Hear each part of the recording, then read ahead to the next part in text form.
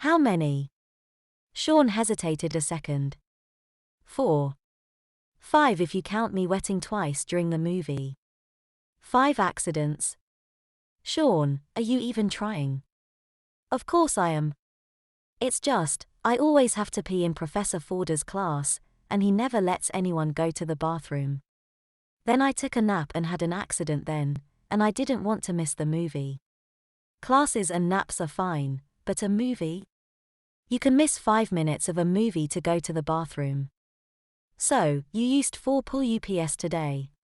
Sean started blushing. Are you dry now? No, the boy said quietly. He had wet again while he and Jonathan were playing. Son, his dad said with a hint of irritation in his voice. Remember, it's not just about holding it. It's about going to the bathroom when you feel the need to go. I know, Dad. Well, if you know it, you're gonna have to practice it. I know it's hard, son, but if I could do it in high school, you can do it now. I know. Thanks, Dad. Okay. Well, you should probably get changed. Taking his dad's advice, Sean walked upstairs and exchanged his soggy pull-up for a fresh overnight. He brushed his teeth and went to bed. As he nodded off, he thought about what his dad had told him and wondered how anyone could possibly learn to use the toilet as early as his dad had. The next morning, Sean was sitting in lit class again, and he once again had to pee. He tried to hold it but lost control after a few minutes and wet himself. He promised himself that he wouldn't have any more accidents that day. As the professor talked, he looked over and caught Sienna Castro's glance.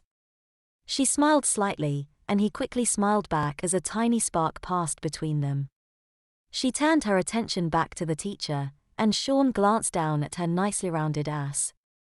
He felt his dick stirring in his pants as he wondered what kind of shape Sienna's pull-up was in. However he felt about his own accidents, the thought of a girl in soggy padding always got him going. He thought about some of the girls he'd dated, trying to feel up their diapers or trainers as they made out, and now he was completely hard. Of course, class would be over soon, and he couldn't walk around displaying his hard-on, so he put his mind back on the lecture and felt his cock begin to go flaccid again. When the weekend came, Sean went to a party that his friend Luca was throwing since his parents were out of town. Around 8, he walked into an already crowded house and found his buddies in the dining room. There was Jonathan, Aiden, Channing, Ben, and Lily, diaper bags all dangling from their shoulders. Sean. What's up? Aiden said as he walked up. Hey, man. Who's got the beer? Here you go, bro, said Jonathan as he handed him a bottle. Sean chugged it as his friends cheered him on. Sean, show Ben that video. Channing said. Oh, yeah, you gotta see this shit. Sean said to Ben as he took out his phone. He tapped it several times and held it up for Ben to see a video of an old naked woman demonstrating different sex positions. Ben's eyes went wide, and his mouth stood open. Dude, that's gross. Everybody else laughed. So, Chan man, Sean looked at Channing. Where's Warren tonight? Channing immediately looked serious. Don't know. We split. Shit, man, I'm sorry. Thanks. But thank God I got beer tonight. He turned the bottle he was holding up and finished it off as the rest of them laughed and clapped him on the back.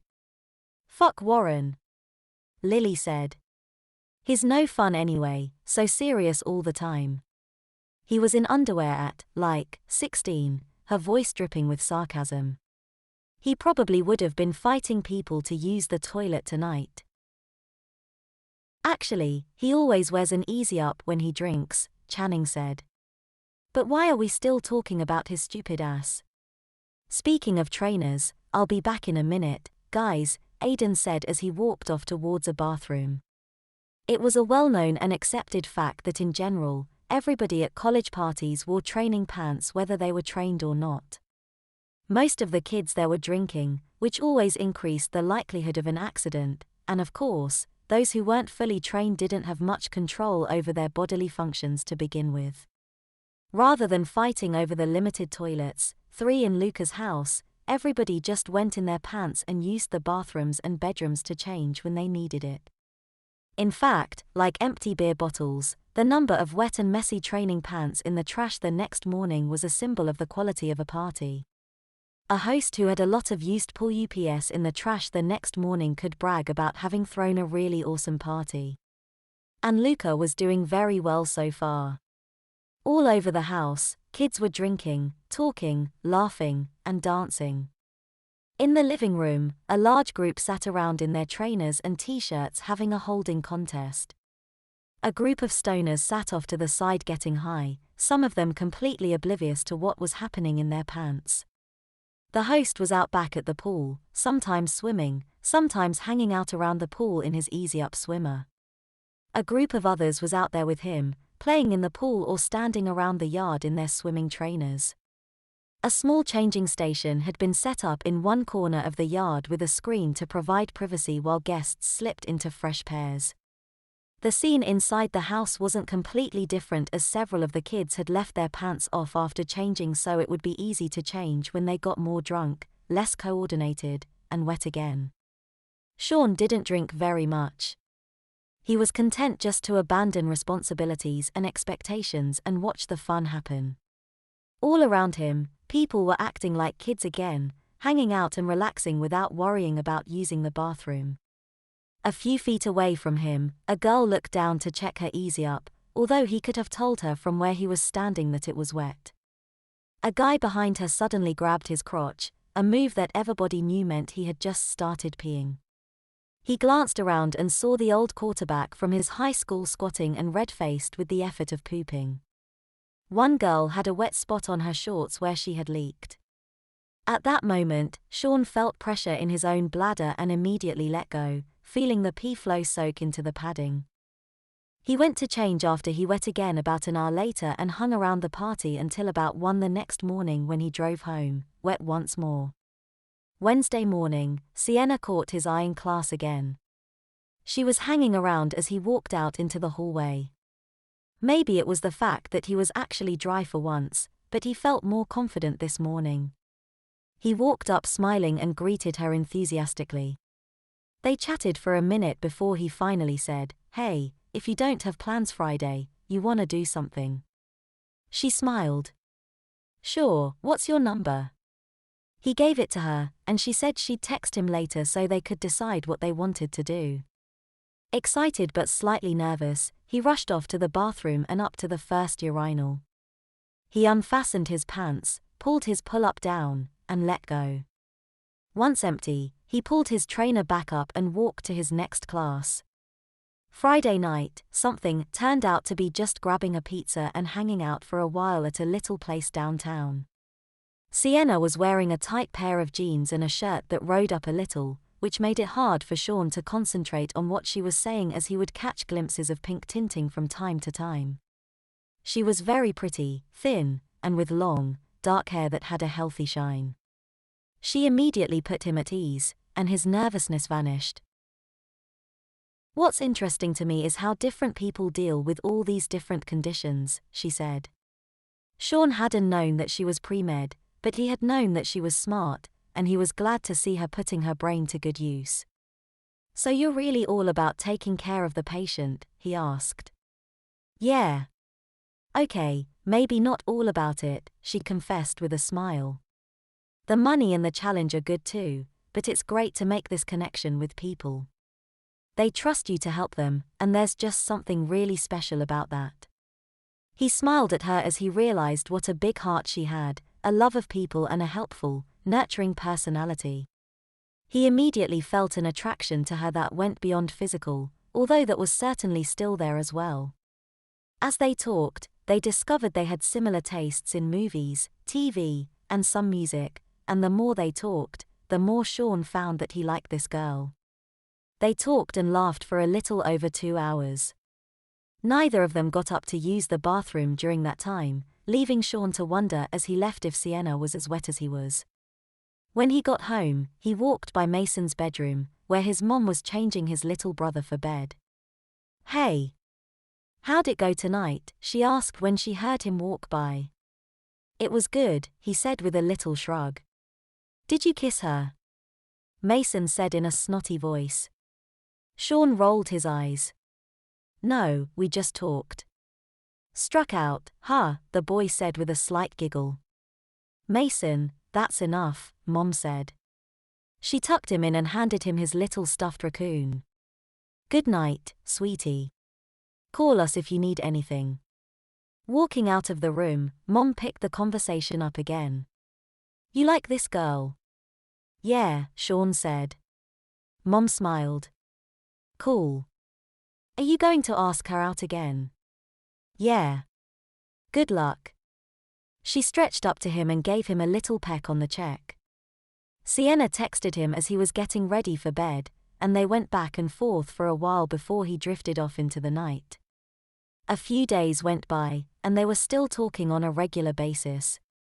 Sean saw her in class, where they would sit together, and they texted or talked a little every night.